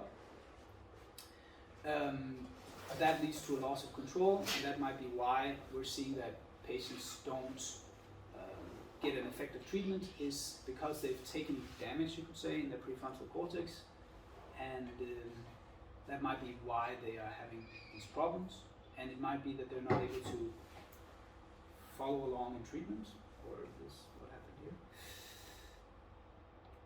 Am I doing something?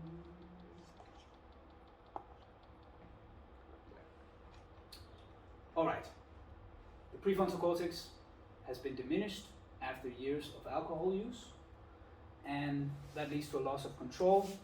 You seek the alcohol more, it creates issues in your daily life, and it may lead to a limited effective treatment. So what can we do? Because alcohol is related to these cognitive domains. Executive function is being one of those that are very hard to hit, especially the year following the cessation of alcohol use. It may be that people drop out from treatment, or they don't get the effective treatment because they have these problems with executive function. So we need to have some interventions that can improve executive function to help them. Just a quick way to measure executive function, also working memory, which is related to executive function, is you present people some numbers, so 6, 4, 3, 9, and then they repeat them back to you. Then you ask them, okay, then repeat. So now I'm going to say 8, 2, 7, 9, and you should say the reverse. So you say 9, 7, 2, 8. They have to reverse it, or they have to place it into an order. So you say 8, 7, 9, 2. They have to say 2, 7, 8, 9. And this becomes harder and harder if you have more and more numbers. This is your working memory. This is how much information can I hold in working memory. And that requires executive function. You can measure it in all kinds of ways. What was done a couple of years ago by a colleague of mine was to look at people with brain injury, to measure their working memory and via these sort of tasks. And patients with brain injury, they have very big problems with working memory. That's one of the things that's very hard hit, you would say. And so they had acquired brain injury. What was done is they got some hypnosis, or they got meditation. I'm going to go into a little bit about this. What happened was that the hypnosis was able to improve their working memory from what was a score of 81, which is like one standard deviation below the average, up to the average. So a very good effect for this hypnosis trial.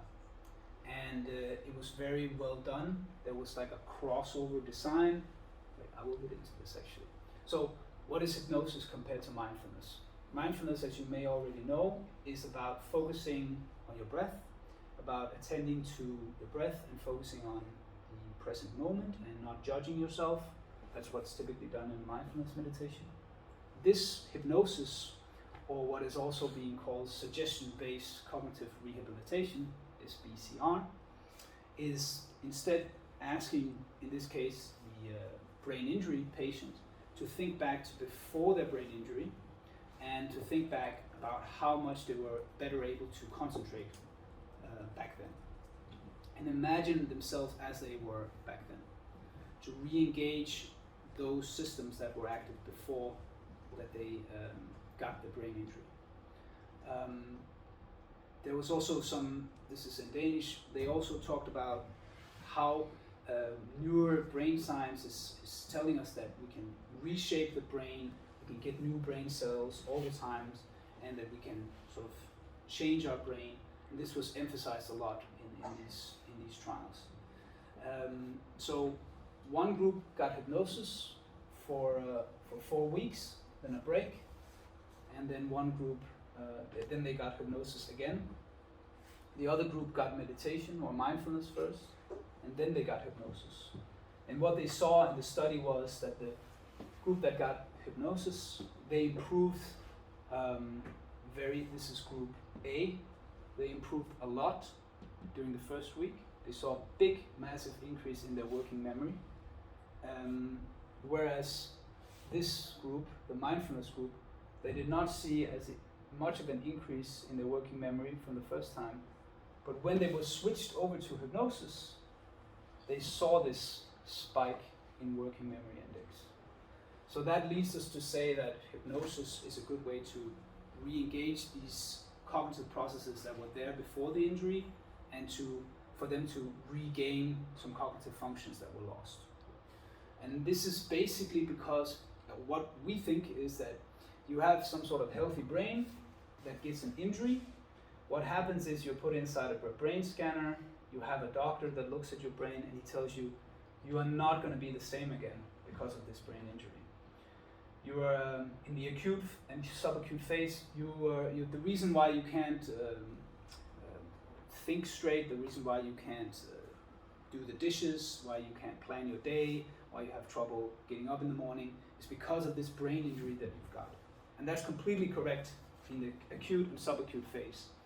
But over time, we should start to see that they can regain some cognitive function over time. And this is often not emphasized enough in the medical community, society, and so on. This is where we need more like a neuropsychological approach, which is saying you can actually recover, you can actually get back to some previous stage and regain some cognitive functions. The brain is plastic and it can change, and it does all the time. So we say a substantial part of cognitive brain injury problems, sequelae, can be attributed to negative self-expectancies. These expectancies that come because you know you have a brain injury. Now we need to reverse these negative self-expectancies, and hypnosis might be a good way to do that. It's because it's a living system. So what we're doing right now, this is something that I've just completed, but I'm still measuring relapse rates, is we are looking at alcohol treatment in Denmark, whether or not we can implement hypnosis, and whether or not it can improve working memory and thereby increase the effect of treatment, mental health, and decrease dropout. And then we have again the same setup of mindfulness meditation versus hypnosis, and they're randomized into hypnosis or mindfulness. I am not the one performing the hypnosis, that's someone else, but I'm testing them before and after, and then they get either they get 4 hours of either hypnosis or mindfulness spread over 4 weeks, and then they're retested, and then we do a follow-up on relapse. This is something that's supported by Kvamme, which is the reason why I'm here today. So you can thank them for why I was able to give this talk. And this is the thing we're running now. Hopefully that's something that I'll be able to say if you ever hear me again, that it worked, but it's something we're testing out. So let me just see how much time we have left. We have like 4 minutes left. All right, so I'm gonna do something very quickly. This is the most important thing that you always leave to last, is this integrative approach. Integrative neuroscience, or integrative understanding. And the biopsychosocial model, hope you've heard about the biopsychosocial model. Hopefully, some of you. That's how we think in psychology. We talk a lot about the biopsychosocial model, and in addiction it's also about the biopsychosocial model.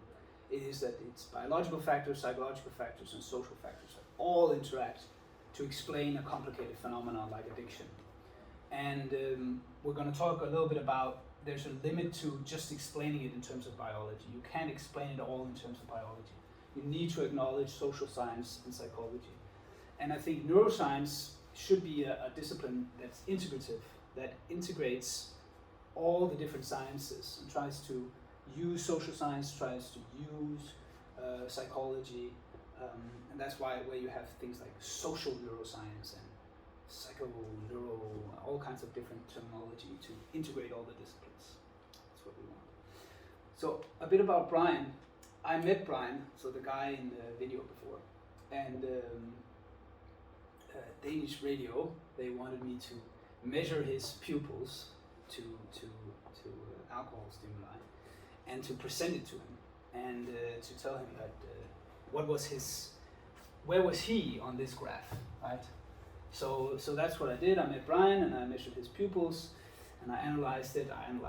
Again and again and again because I wanted to be very sure, because I was presenting it on national TV, and then I basically didn't sleep that night before I was going to show it to him, because I was so afraid what he might think. Because what happened was his pupillary bias was somewhere here in the minor relapse.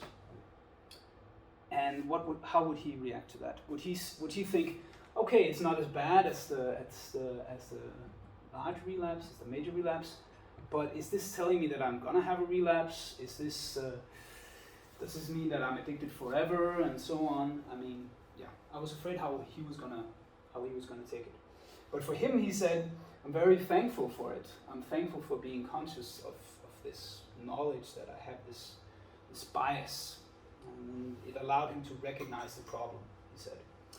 And this is a bit of a contrast to what the disease model of addiction is able to say. I mean, the disease model of addiction does not have anything that describes the psychological aspect of recognizing your problem and interpreting yourself in relation to the problem. It doesn't really deal with that. It deals all with these areas. And we've gone through the areas. You were supposed to learn these areas because it is the best model of addiction that we have right now, but it's not a complete model. It's more of a biological model. It doesn't bring in all of the psychosocial aspects of the problem. And in this documentary that you're invited to see, what happens also with Brian is, in the beginning of the documentary, he's working in a restaurant, and there's a culture of going out to drink after you've finished the day, and it's very stressful working in a restaurant, and he's very stressed all the time, and then that's the social environment he's in. You could say that there's the biological factor of his pupils dilating more to alcohol, so he has like a stressful social environment, and he has this biological factor relating to his addiction. What happens at the end of the documentary is that he switches job to working as a gardener, where he can choose his own time and he's out in the free. He doesn't have stressful co-workers. He's very independent and he's out in the wild, right? And this is now the social environment he's in. Much less likely that you're gonna have problems with alcohol. There's no one telling you that you're gonna have a beer after work here, and here there is. So if you ask me what's more important for him as a human, like what's more important? Is it the social environment, or is it this biological effect of his pupils dilating? I'm gonna say the environment. I'm gonna say the social environment is way more important. And I published this. Like I worked on this years, but I will still say that this is way more important. The social environment is more important.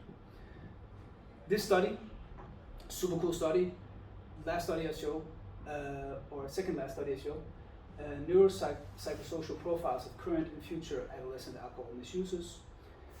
Big study, lots of authors, published in Nature, big study, published 10 years ago, very influential paper. All sorts of social, psychological, and biological measures were taken of a very big sample of 692 young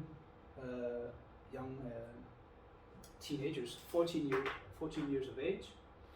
So all kinds of biopsychosocial questionnaires, tasks, brain measures, genetics, every kind of measure you could think of.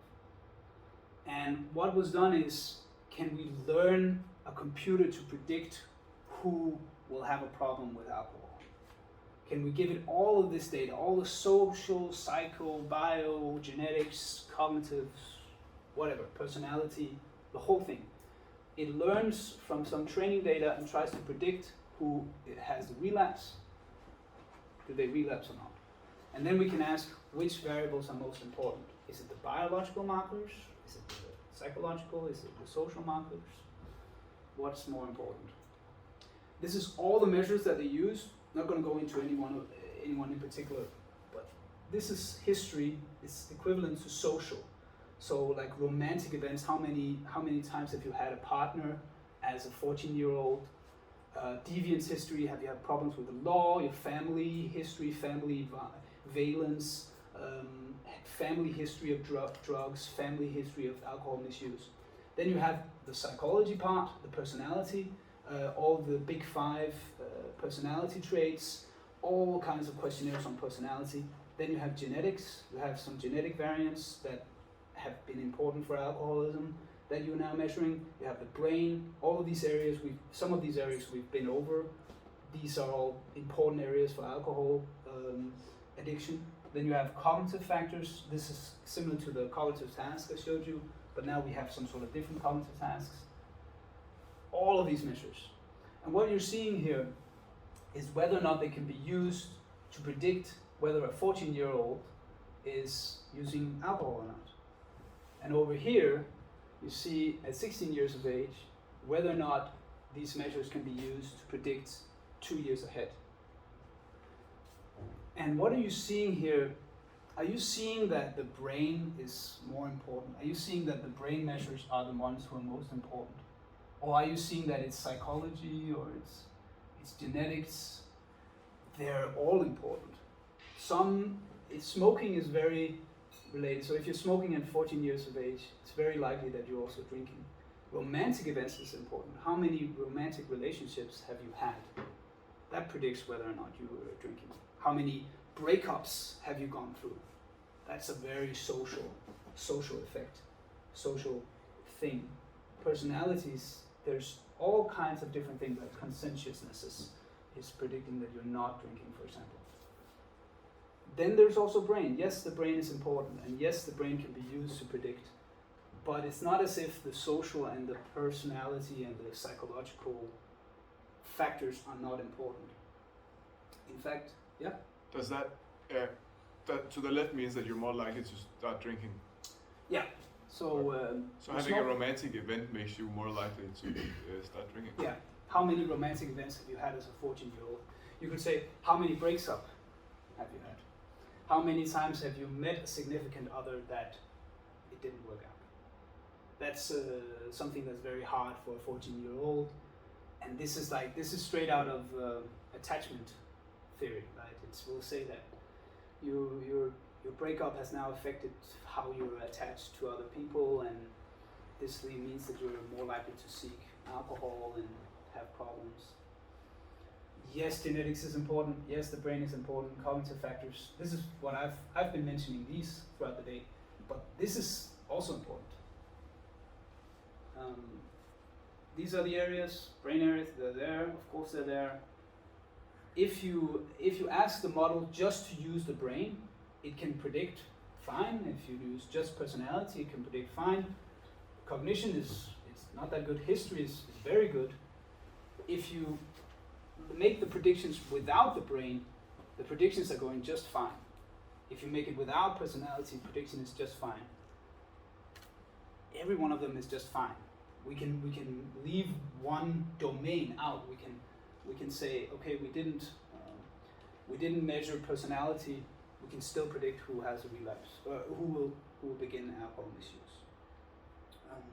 So that tells you that we need an integrative approach. We need social, neural, bio. We need genetics. We have cognitive. We need all kinds of different disciplines to work together to investigate this complicated, complex phenomenon. And this model that I've showed you today is much more focused on the brain and genetics also than it is on all of these things. So you have only learned a little bit of it, but this is still the most predominant model, and it still is important to have. I will also say that this model, it's a highly controversial topic, so people discuss this model a lot. I will say that it more focuses on relapse than it will focus on recovery. And but if you need to explain why does someone who's addicted keep relapsing again and again and again, why does he keep relapsing, this person? Why is it? Then, I would use this model. I would say it is because of this stress and withdrawal symptoms and the extended amygdala and this impulsiveness and the dorsal striatum and these areas, the nucleus accumbens. I would explain it like that. If you're asking me why does he relapse again and again and again, but that doesn't help me explain why certain people recover and get out of it, then I need something else. Then I need some sort of neuroplasticity. And I'm running out of time, I know, but this is very, very important. The more someone believes in the disease model, the more likely it is that they will relapse. So if they think that once an alcoholic, always an alcoholic, I'm trapped in this, I cannot get out of this, it's a disease and I'm stuck here, that's way more likely you're going to have a relapse. So what I will say is don't make biology an excuse for someone to relapse. So I completely agree with this model, but it's not something I will tell someone who is addicted.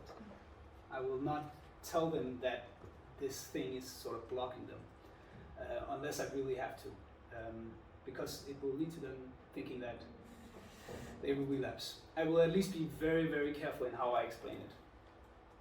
And okay, final slide. This is a paper that was published in Lancet, Brain of a White-Collar Worker. It's my favorite study. It's a 44-year-old man who he had a bit of weak leg weakness. He did have some neurological problems when he was six months, so very young, and he got some neurological surgeries there. So there was a bit of a history. He had developed a bit of problems with his leg, ataxia using his left leg, and he had again had some neurological problems, but they have not seen him since 14-year-old. So 30 years has passed since they have last seen him. He is a married father of 2 children, and he has a job, and he is so he has a wife and 2 kids, and he's having a normal social environment, you could say. His IQ is a bit low, below average, yes, but it's, it could be worse, you could say. He has some problems in his left leg.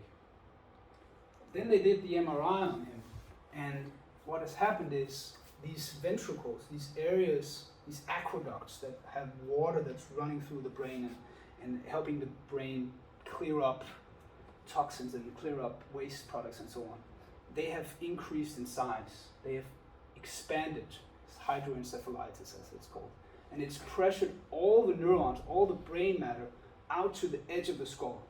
You're basically seeing like this very thin cortical mantle here that's just pressuring the brain out into the edge of the skull.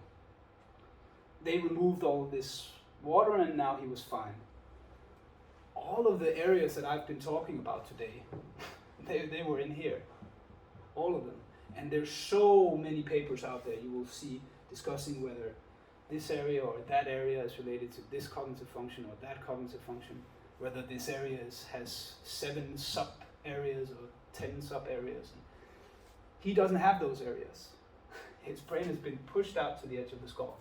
He's a father. He has 2 children that are living. He has a wife. He has a job.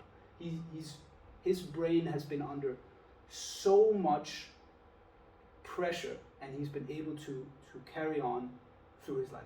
It's completely incredible, remarkable. When this came out, I've showed this to other neuroscientists, and they're completely baffled. They have no idea how to explain this. It doesn't make sense because all those areas, they're not where they're supposed to be, and how? It's a miracle, you could say. But it happens in biology. And this is exactly the type of thing I think about when I meet someone like Brian. When I see him, I have this disease model of addiction. I can explain exactly why he will relapse. If he relapses, I'll be able to say this extended amygdala and the ventral striatum and the dorsal striatum. I'll have this whole backup in this disease model of addiction that I could use to explain relapse. But I always hope that he is going to be this one person that completely makes a 180 in his life and invents new ways of understanding the biology of what makes us human, of how we fall into addiction, but also how we get out of it, and that he might break every rule in the book and overcome this this disease, yes, that he's having. But I always see it like that. I see that there is a miracle that's possible, and when that miracle happens, then we will just find the biological explanations why that happens.